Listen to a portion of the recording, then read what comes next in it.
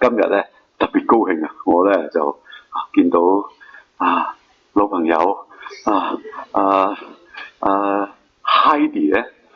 同埋 Bonnie 咧係我以前喺香港，我未嚟呢度之前咧喺香港教會嗰陣時咧就認識啊！我當年做呢個學生團契嘅導師，Bonnie 嗰陣時10幾歲就其中一個咁而家咧都做咗阿媽啦，而家佢所以非常之高興噶嘛。Heidi 就成日同我阿媽飲茶嘅嗰陣時咁而家我媽媽仍然喺香港，咁而家住喺大陸，所以非常之高興係咯，歡迎你Heidi 今日第一次嚟OK 過去咧，我一段時間咧都係同大家去講呢個彼得前書呢本書啦。咁我今次應該係第3定第4講啦已經。我就將成本書咧就將佢從唔同嘅角度去睇呢個生命嘅問題。彼得喺寫呢本書俾當時佢嘅呢個群體嘅時候，佢係用唔同嘅角度去形容一個基督徒嘅生命應該係點樣。咁今日咧講到呢段咧，其實都幾難講嘅。講到順服嘅呢個課題順服嘅君王呢個問題尤其是近排好敏感嘅一個問題好難好棘手嘅一個問題咁但係咧呢個係聖經入邊嘅其中一個教導咁我又唔想 skip 咗佢，唔想講咁今日咧就我哋靠住神嘅恩典，我哋一齊去睇下其實上帝喺2000年前對呢一班嘅信徒，當年嘅呢班嘅信徒喺嗰陣時嘅情況，嗰陣時被逼迫嘅情況嘅底下講順服咁今日2000年後，我哋睇同一本聖經嘅時候對我哋嚟講，順服又究竟係咩一回事呢？我哋一齊去花啲時間去諗呢個我稱之為忍辱負重嘅生命，好 heavy 呢個。但係呢我再望翻落去嘅時候，我覺得真係我哋嘅生命係咁樣嘅一個生命開始嘅時候呢，我想請大家有啲參與就大家等先我想大家呢，同附近2個人至3個人一個小組，好嘛？分享下呢一個問題。你有冇曾經試過因為做好事，因為堅持係要做啲好嘅嘢行善而受到委屈有冇試過？或多或少都試過嘅，係嘛？睇下幾多啫，係嘛？睇下屈得幾犀利啫，係嘛 ？OK， 咁同左右隔離前後2至3個人啦，分享下你哋少少經歷，好唔好啊？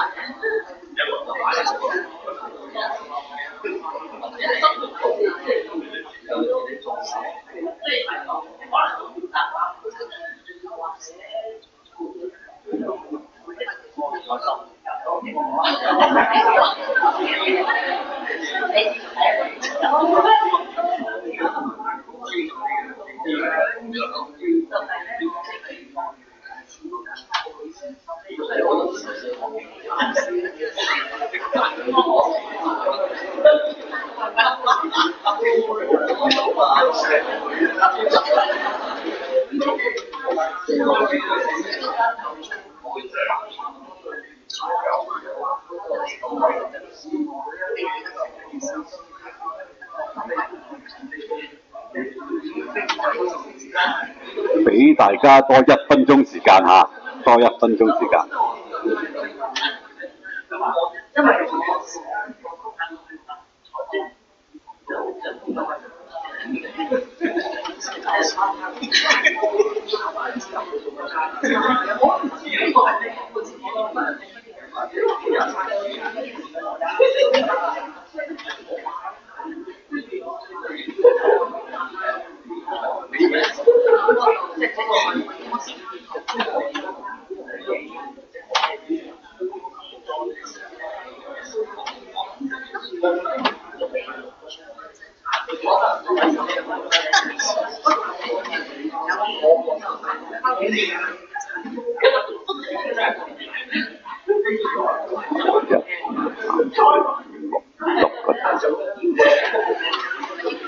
OK， 我見到大家都分享得好開心嚇，你都唔知係講啲委屈嘅嘢，我都好似講到好開心咁樣。好，可唔可以簡短地講一講啊？我頭先數咗有6個小組啊，今日每個小組推舉一個人啦，好嘛？講下佢嗰個經歷，簡單嘅，好嘛？唔好講太耐，我仲要講道啊！你哋呢度好嘛？諗唔到啊！你哋冇行善，因為冇委屈啊！唔緊要，好 ，K， 你真係冇人做愛事。好。好多時咧，我哋覺得咧，我哋自己行咗善，但係對方未必覺得我哋做得係啱，所以佢嘅反應咧，令到我哋覺到受委屈。所以好多時間我哋要自己反省下，對呢個對方嚟講，佢嘅理受係乜嘢咯？可能佢亦都誤會咗我哋。啱先我講到，我哋傳福音俾佢。佢唔接受，反為咧就鬧翻佢接受。咁我哋講咧就話，如果我哋將呢件事為自己祈禱，為將要聽你福音嘅呢個對方祈禱，而事情交咗俾聖靈去作工嘅時候，個效果歸我哋嘅時候，乜嘢委屈都冇。咁我哋都講到咧，我嘅根本我哋咧唔需要介懷，亦都唔需要記住我哋行過咩事。OK。我哋就冇實啲人。Thank you， KK。有陣時傳福音為佢好啊嘛，係嘛？跟住佢話：我唔係做人啊，你先係嘛？講嗰啲咁嘅話，好嘅，多謝 KK。後邊啦，Alex 嗰組啊。我知我就係。我頭先同佢哋傾咧，就即係。好講現實嘅嘢嘅，我就經常都委屈㗎啦，好笑，呢度有少少笑啦，我就喺屋企受緊，我哋唔話翻俾佢知嘅嚇，即係話我經常受委屈㗎，但係我哋委屈都慣咗，所以慣咗嚟講咧所以咧就話如果話從因否去行善受委屈。答案係經常，仲要係加後邊顧習慣性。習慣性 ，OK，我哋就啱啱講到呢度咧，就好興奮，因為佢哋冇嘅咁嘅事。哦 ，OK。其實就係我自己嘅啫。即係你行善得多啫，係嘛？以為自己行善，我哋講嗰時咧就係話，有時你係唔想話，但係行善嚟講，未必人哋會覺得你喺度。就好似佢同機器講，我哋去傳福音，但係佢覺得都唔關我事喎。你仲喺度同我講耶穌，就好似嗰陣時候我細個嗰陣時候，我啲同學全部都係基督徒嗰陣時候，我話我可以同你傾偈，出去飲茶，但係唔好講耶穌喎。喂，嗰陣時候，咁嘅當然，所以嚟我分享就分到呢度。OK， 唔該晒。Sean 呢度咧？威文嘅哋，我哋頭先就傾開呢個，好似法例有時呢個唔夠，所以咧就好似人睇冇乜委屈嘅，我哋要反省下。OK， 上帝恩典嘅非常之好。Heidi 佢哋咧，其實我哋同Alex 弟兄同埋JJ 都一樣，即係都係可能係個角度你覺得自己係好事，但係受嗰個人就未必感覺。即係好多時都係發生，咁係咪受委屈咧？嗰一刻有少少即係始終我哋係人嚟㗎嘛。因為呢啲委屈係感覺，咁之後又係咯，就去翻證明啊，傾下偈啊，咁就冇嘢。唔該晒，你哋咧？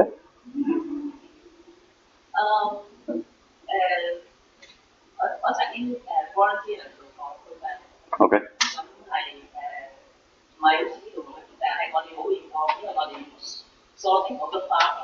留俾我哋嘅一大張，我一大張，即係我有鎖定就但係好似啲經講咯，有時佢哋睇唔到我哋嘅角度，所以佢哋好多時好多埋怨唔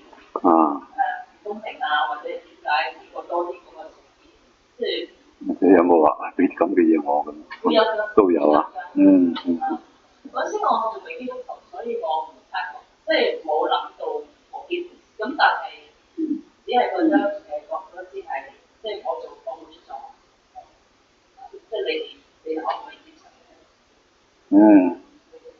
OK。其實唔係為乜嘢，我覺得佢哋睇唔到我哋嘅。OK， 多謝大家嘅分享嚇。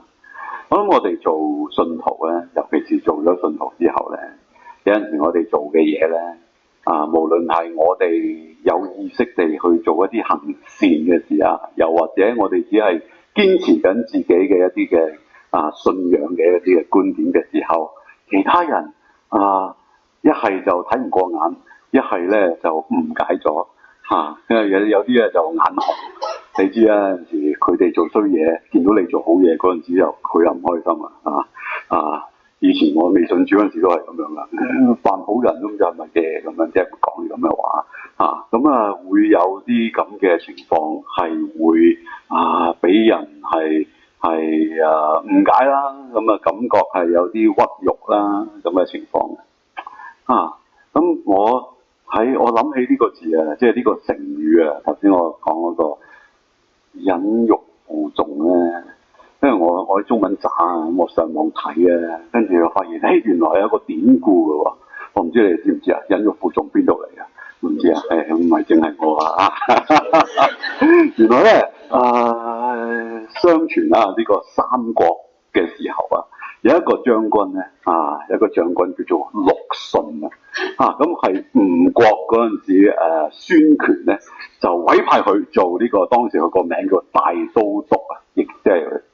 當時一個武官係最高級嘅一個帶領全個國家嘅呢個軍隊咁邀請陸遜去做呢個崗位，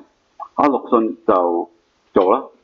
咁啱出嚟嘅時候咧，佢要帶領嗰班人咧，全部都係啲老將全部都係一啲皇親貴族嘅一啲人。咁佢哋呢班人咧見到呢個陸遜咧，哇！你邊個又冇啲明顯嘅功績喺之前跟住開始就睇唔起佢開始嘅時候唔係幾配合，都可能講嗰啲唔好嘅一啲説話俾佢聽到但係佢咧就呢個忍辱負重就出嚟啦，呢個字就係佢咧就自己同自己講，亦都同大家講我因為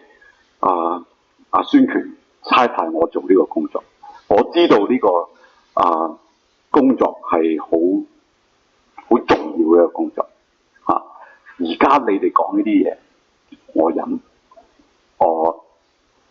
係去忍耐，因為我知道我跟住來要做嘅嘢係好重要嘅，我唔會因為你而家呢啲嘅閒言閒語或者呢啲咁嘅唔聽話而影響到我嘅工作。咁最後我哋見到佢咧有一啲嘅好叻嘅一個人嚟嘅佢，咁用一啲嘅攻勢一啲咁嘅嘢咧，我都唔識嗰啲打仗嗰啲嘢，但係咧聽聞咧劉備帶軍都俾佢打輸咗，以至劉備咧最後咧因為打輸咗嗰場仗咧就退咗去某個地方，跟住成餘生都鬱唔識點講不歡總之成世都好唔開心，跟住就死咗啦，即係咁樣嘅。即係佢係一個好喺歷史上面一個好重要嘅一個人物，但係一開始做大都督嘅時候人哋係睇唔起佢，但係佢忍辱負重咁佢就繼續去做。弟兄姊妹，我哋今日其實某程度上，我哋都係忍辱負重。我哋做基督徒有陣時會聽到啲閒言閒語，有陣時會受誤解，有陣時被睇唔起，有陣時會有好多嘅逼迫但係我哋要知道，我哋嘅生命係有一個好重要嘅一啲嘅責任或者一個使命，係上帝交託咗俾我哋。我哋聽到呢啲閒言閒語嘅時候，我哋要忍辱負重，因為主耶穌係俾緊我哋一啲嘅，第一俾咗我哋嘅呼召去做一啲嘢啦，同埋主耶穌係與我哋同在一齊做。我哋跟住落嚟會講多啲，但係講之前我哋做個祈禱，我哋求神去幫助我哋。今天我哋嚟到你面前，我哋再一次多謝你，因為你俾我哋寶貴嘅話語俾我哋有聖經聖靈，你今日求你就喺我哋嘅心入邊去工作，開啟我哋屬靈嘅眼睛，開啟我哋屬靈嘅耳朵，以致我哋能夠從你嘅話語當中去知道你嘅心意俾我哋明白耶穌基督嘅痛苦亦都幫助我哋激勵我哋去效法主耶穌基督。我哋恭敬嘅將時間交上，願主你喺我當中親自嘅引領，改變我哋嘅心，改變我哋嘅生命。多謝你，以上祈禱奉耶穌基督聖名祈求，阿門。好，我哋頭先大家我哋聽咗一段嘅經文啦，咁入邊咧係講到呢個信服呢個嘅概念嗰一句13到14節咧，我讀一次先啦。你哋為主嘅緣故，要信服人的一切制度，或是在上的君王，或是君王所派罰惡賞善嘅神宰。呢度一口氣就講咗3個呢個信服嘅對象當時嘅又會講呢個人嘅制度啦，在上嘅君王啦，同埋呢個君王所派落嚟去監管大家或者去幫助大家嘅一啲嘅神服講少少嘅背景俾大家知道呢個彼得寫呢封信嘅時候咧，好多人推斷咧，大概係主後60年嘅時候。而當人去睇翻嗰個時候嗰個君王係叫做尼祿Nero OK 尼祿咧如果大家熟咧，你係知道係當年咧係其中一個最殘忍或者最中意逼迫基督徒又或者係好冇安全感同埋好要 control 嘅一位君王甚至咧有人甚至話呢個啟示錄入邊講個666嗰個基督就係尼祿嘅名嚟嘅即係會有咁嘅講法咁當然啟示錄嘅好多人有唔同嘅 interpretation 但係喺咁嘅情況底下，彼得講信服在上嘅君王即係唔係一個講緊唔係一個人君唔係講緊一個好嘅皇帝，係講緊一個眾所周知係一個好難服侍嘅一個皇帝，同埋蠻不講理嘅皇帝，係一個喺度逼迫緊信徒，逼迫緊好多人，其實唔單止係基督徒但係佢仍然係咁樣去叫佢哋要信服在上君王呢個咧係好多人有唔同嘅猜測有唔同嘅講法，其中一個咧可能好 make sense 嘅，就係要知道當時如果呢班嘅信徒呢班基督徒唔乖乖地係唔好搞咁多呢一個嘅反叛嘅行為嘅工作嘅時候咧，佢哋所受到嘅逼迫咧，好有可能係更加大，好有可能係成個基督教運動都被剿滅嘅一個可能性。所以佢彼得作為一個教會嘅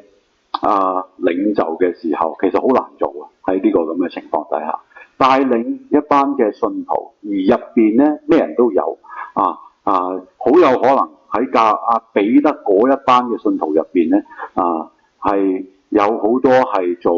僕人嘅啦，或者用今日講奴僕嘅人啦，有好多婦孺啦，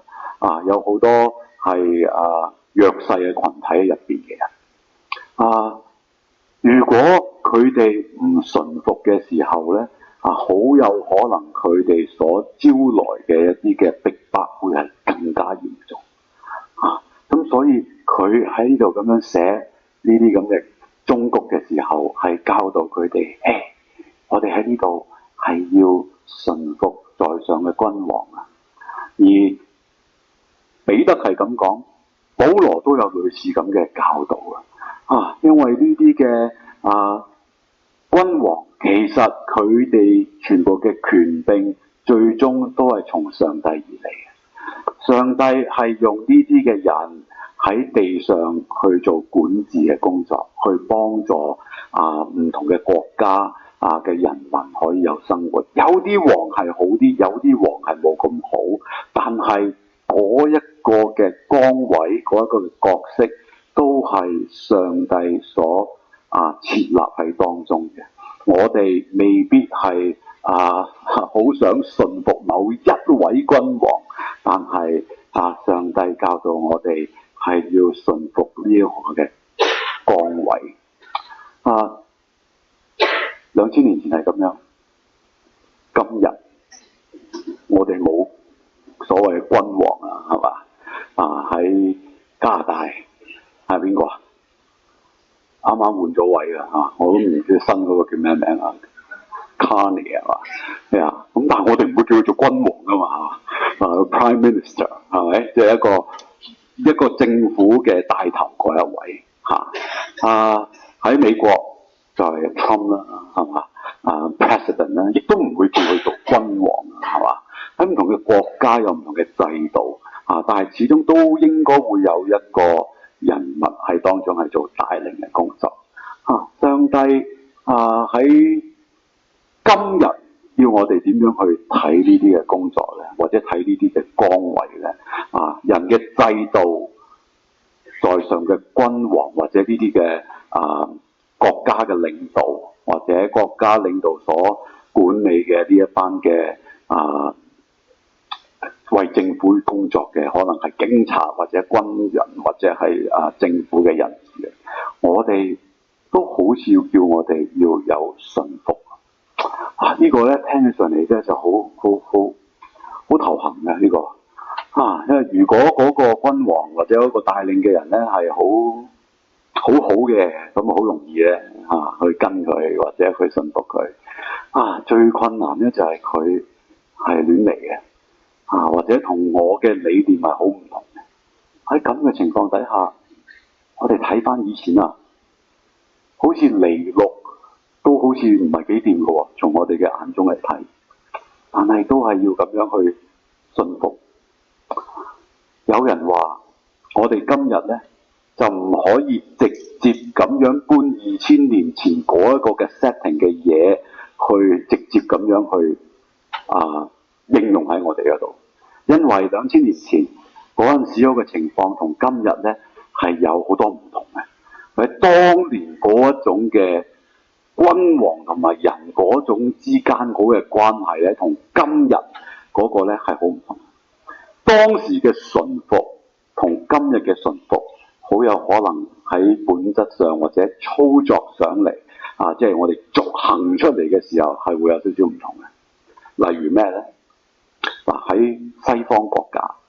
有一樣嘢叫做 civil disobedience， 中文我唔知點翻譯有冇人識翻譯知唔知我講咩？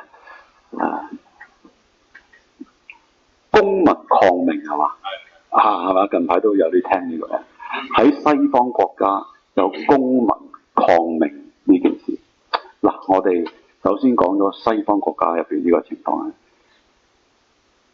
公民抗命呢樣嘢喺西方國家呢一個嘅民主制度底下，其實仍然係可以係喺呢個順服嘅框框入邊嘅。因為當你嗰個執政嘅或者做決定嘅人做緊一啲嘢，其實原來係同國家嘅憲章可能係有少少出入嘅時候，公民呢係可以甚至係有責任去做一啲嘢，去令到你去重新去思考。係一個好典型亦都好出名嘅一個例子，馬丁路德金 Martin Luther King 美國嘅憲章入邊係講到明係話大家係平等嘅，大家係有equal rights 嘅。但係去到幾十年前嘅時候，嗰陣時嗰個時代具體行出嚟嘅時候就唔係啦。你係黑人某一啲嘅人就冇平等馬丁路德金就你知道佢有好多嘅行動咧有會講一啲嘅speech 啦I have a dream 呢個好出名嘅一篇話入邊其實充滿住聖經入邊所講嘅一啲嘅對不公義嘅一啲嘅指責係對呢個人人平等呢樣嘢嘅崇尚，而呢一篇嘅演講亦都激勵咗好多嘅人亦都當中有好多人喺當中係做一啲所謂嘅公民抗命嘅嘢，例如其中一個好出名嗰位女士喺個車上邊有啲位佢因為黑人嘅緣故唔准坐嘅，嗰日佢就坐低咗，跟住俾人係咁話：喂，白人坐嘅唔可以咁如果你睇翻美國嘅憲章入邊咧，應該係人人平等，但係佢就行使咗呢個公民抗命嘅一個行動，係同當時嗰一個嘅規則佢違背咗嘅，佢抗咗嗰一個命嘅，但係整體嚟講，佢係仍然係冇錯。所以咧講到呢啲咁嘅情況咧，就複雜少少，就唔係咁一面倒或者咁簡單嘅一件事就唔係話完全合埋眼去信服，或者喺今日嘅呢個民主嘅社會入邊就唔係咁簡單噶啦咁但係如果喺同一個情況喺另一啲嘅國家，又可能有唔同嘅情況。即係如果你係喺某啲國家做基督徒嘅時候，乜嘢叫做順服在上嘅君王呢？可能喺美國嗰套，喺加拿大嗰套，同喺嗰啲國家嗰度行使出嚟會有少少唔同所以呢，今日我哋去睇聖經嘅時候，我哋要更加明白上帝最原本嗰個心意，跟住我哋要明白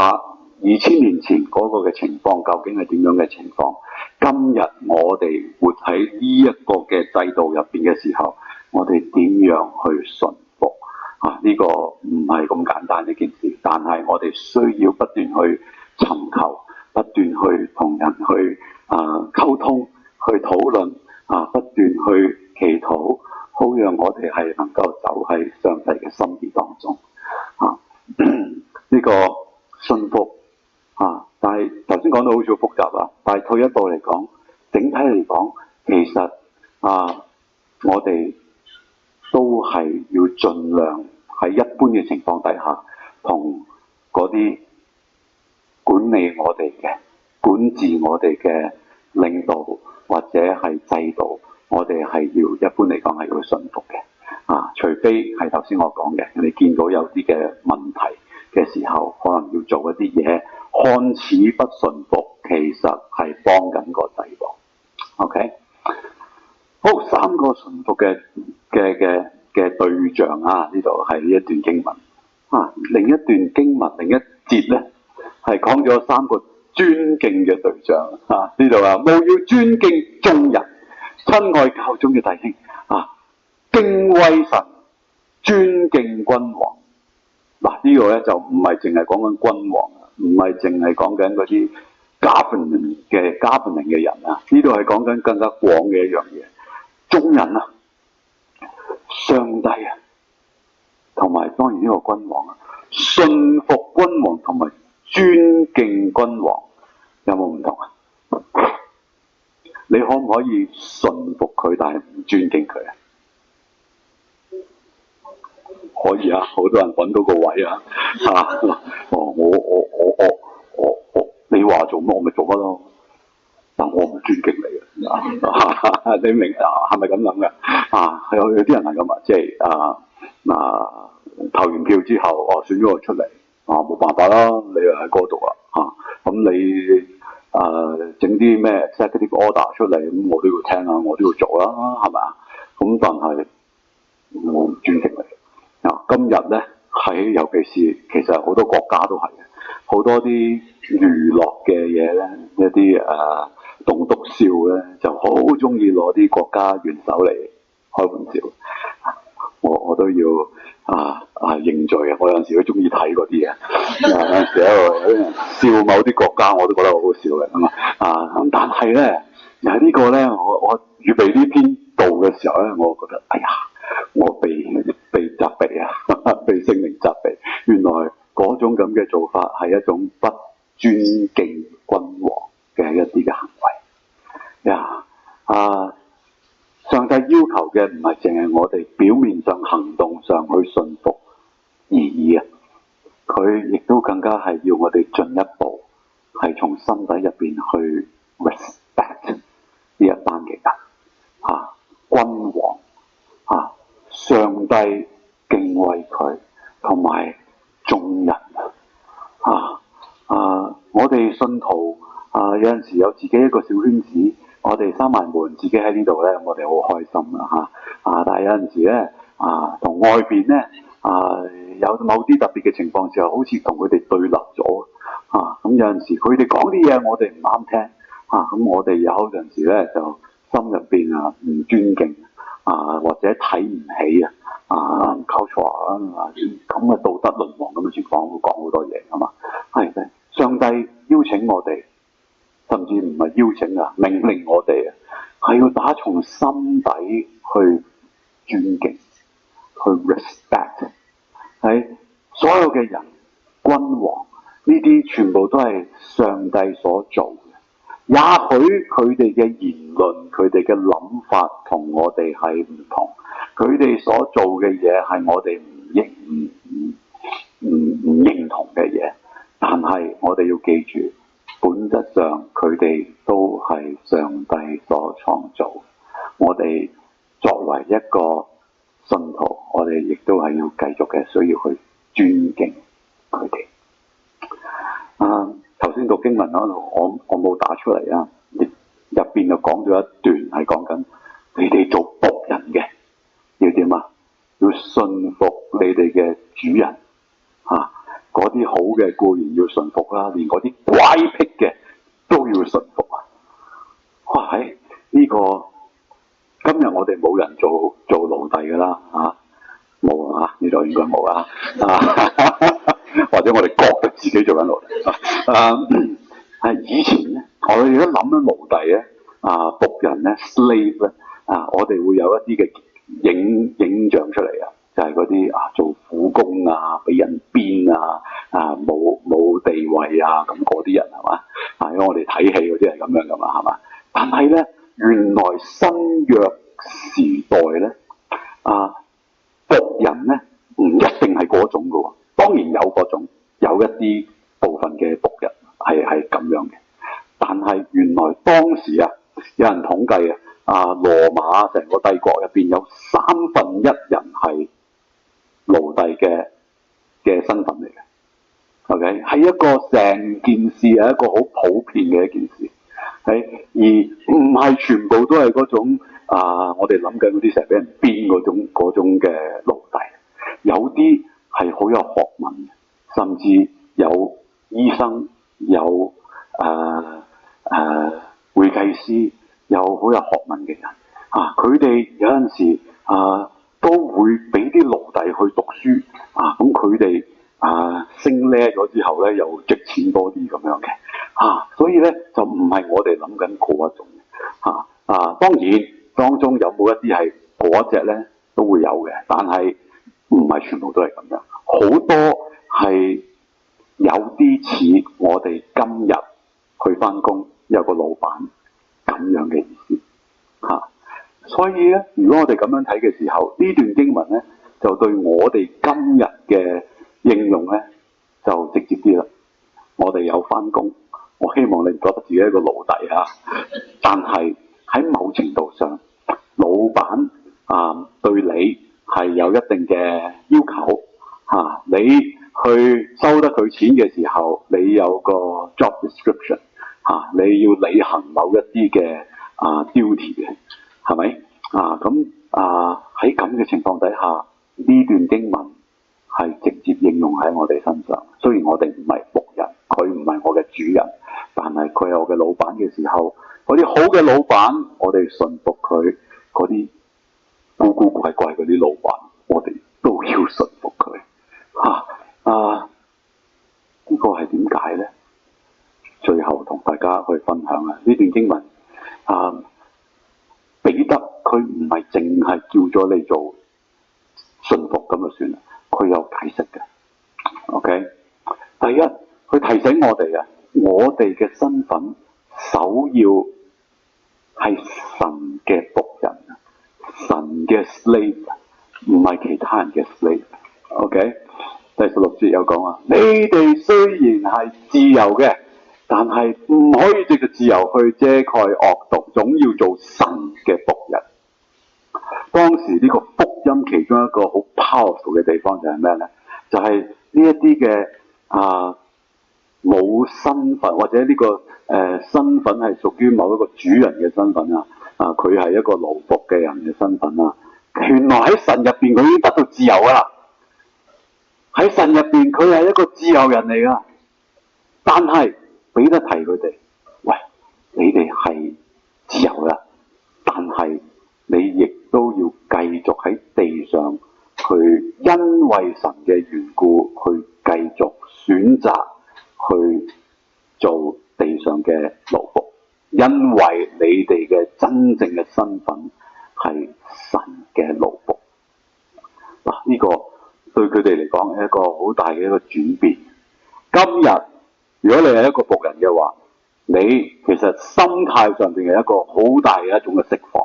今日我哋做去返工嘅可能好不甘願嘅有陣時咁，但係原來我已經係一個自由人嚟㗎啦。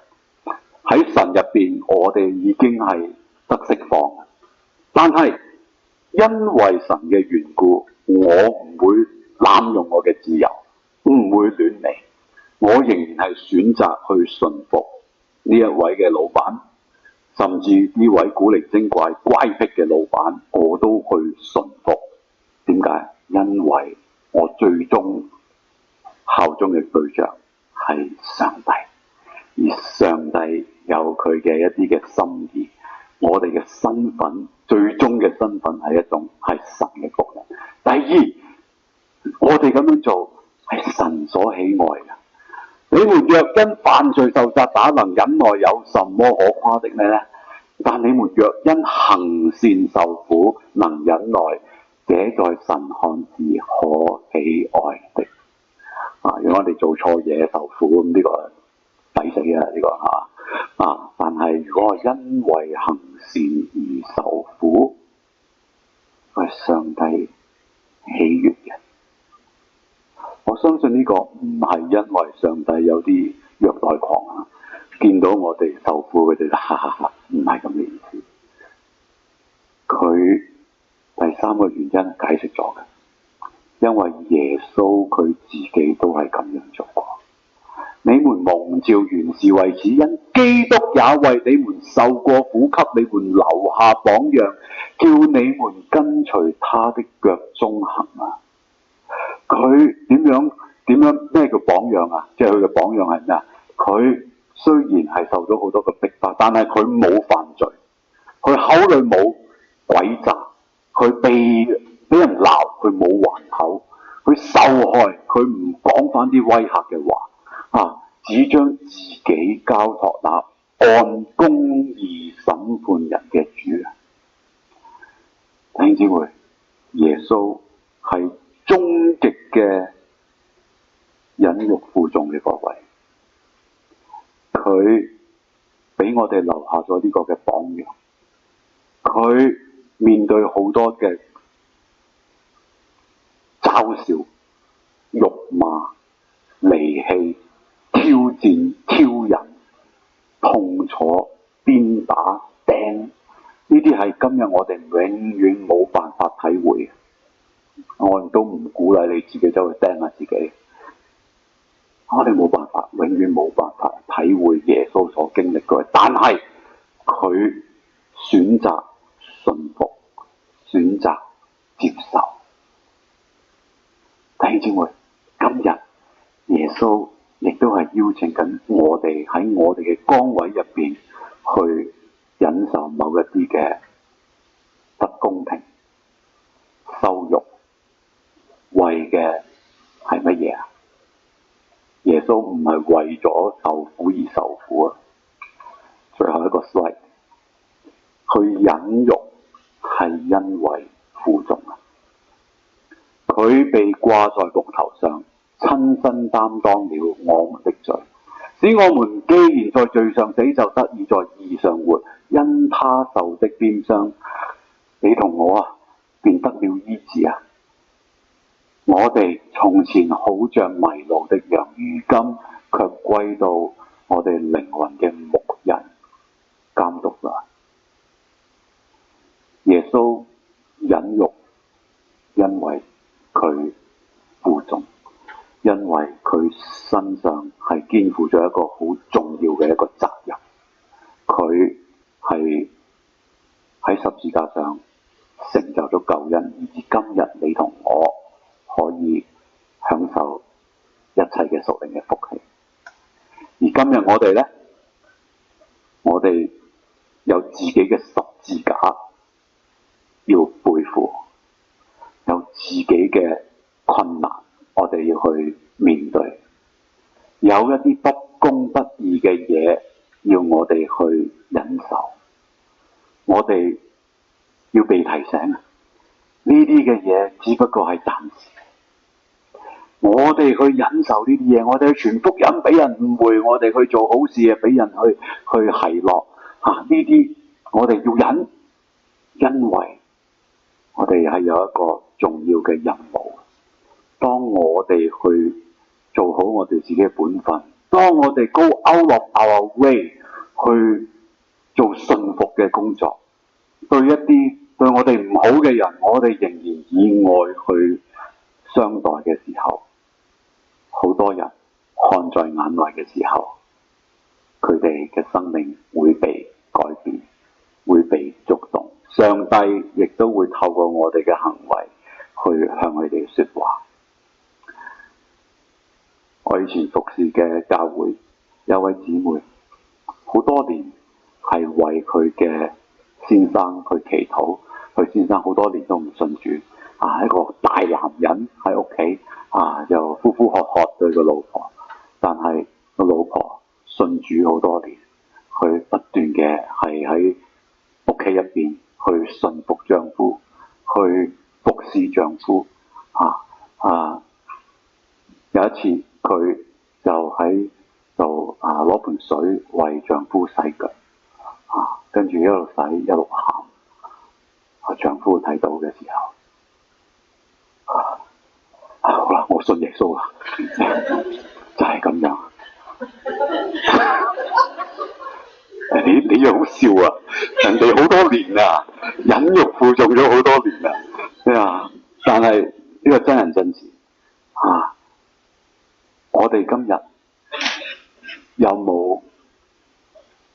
忍辱負重？我哋要知道，我哋今日所面對嘅係暫時嘅，尤其是如果係因為我哋行善而受委屈嘅話咧，呢個其實係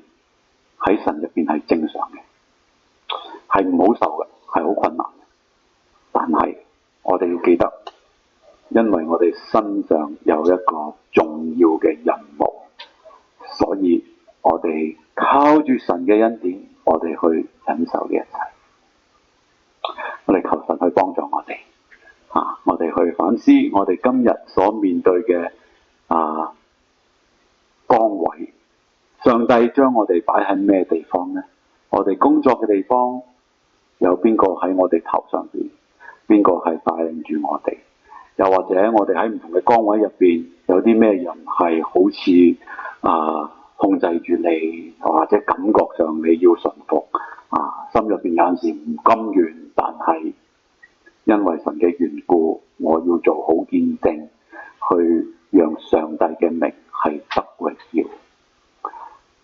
亦都求神俾我哋有一個智慧去分辨幾時要有一個公民抗命，幾時要係忍氣吞聲。呢個係要求神俾我哋去分辨。我哋一齊祈禱。上天父，我哋嚟到你面前，我哋再一次去感謝你，因為你係嗰位已經喺十字架上去成就救恩嘅嗰位上帝。求主你經常去提醒我哋，叫我哋唔好將十字架嘅救恩係看作理所當然。雖然我哋冇辦法，永遠冇辦法體會耶穌所付出嘅，耶穌所經歷嘅，但係我求聖靈，你就用你自己嘅教導引導，叫我哋經常係記得耶穌所付出嘅，好讓我哋再睇翻今日我哋所面對嘅時候，我哋係能夠效法耶穌基督嘅榜樣，去忍辱負重地去將你嘅福音繼續傳揚，將你嘅道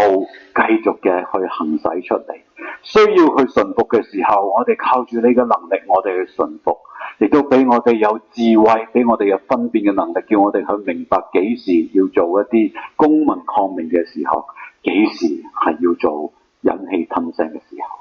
神啊，我哋將我哋嘅生命就交喺你嘅面前，靠主你親自引導，親自嘅去帶領我哋每一步。我哋當中喺度受緊委屈嘅，求主你就與我哋同在，叫我哋可以靠住你，可以去面對呢一切。我哋恭敬嘅將自己嘅生命交喺你嘅手中，願主你去擁抱我哋，去充滿我哋，去引導我哋。以上祈禱奉耶穌基督聖名祈求，阿門。